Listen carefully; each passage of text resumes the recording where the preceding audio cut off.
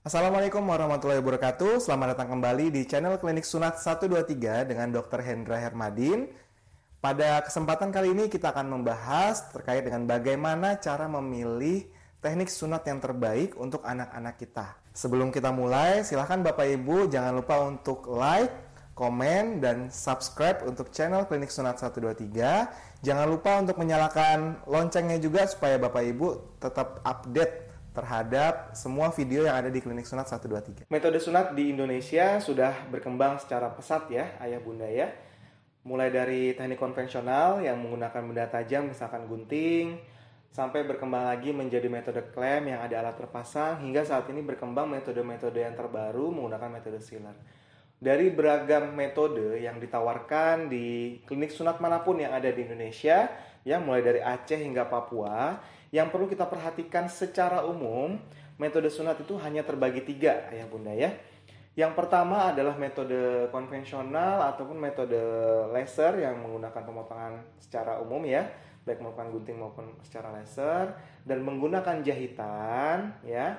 Ini adalah metode yang paling umum digunakan ya, yang dari dulu hingga sekarang digunakan dan menjadi salah satu pilihan metode yang digunakan paling umum digunakan pada pasien dewasa.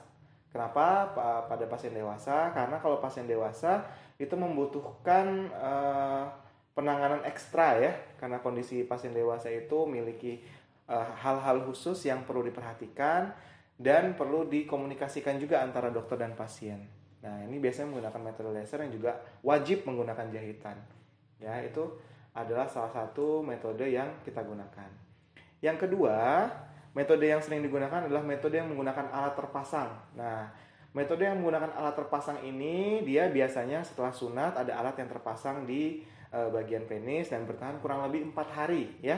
4-5 hari tergantung dari kondisi penisnya.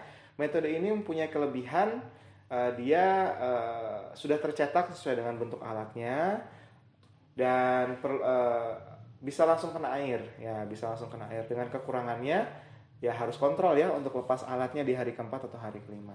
Sedangkan metode terbaru yang saat ini sedang berkembang adalah yang dikembangkan di Sunat 123 adalah metode fine sealer ya. Metode fine sealer ini alat yang digunakan untuk terpasang di penis selama 4 hari itu saat ini cukup sebagai cetakan saja saat sunat, kemudian dilepas saat itu juga, dan pengganti jahitannya menggunakan lem. Nah, inilah yang menjadi pilihan yang terbaik. Kenapa menjadi pilihan terbaik? Kenapa? Karena tidak perlu kontrol lagi. Yang pertama, tidak perlu kontrol, kemudian juga bisa langsung kena air esok harinya, ya.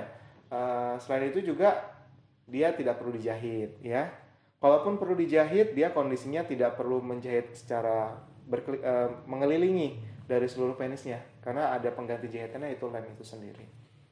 Nah, semua metode sunat yang sudah kita sampaikan ini harus dikonsultasikan terlebih dahulu antara pasien, keluarga pasien dengan dokter. Yang mana metode yang terbaik yang bisa digunakan kepada pasien. Karena semua metode ini akan kembali lagi mulai dari umur pasien ya, kondisi medis pasien, apakah ada obat-obatan tertentu yang diminum, riwayat penyakit tertentu dan sebagainya.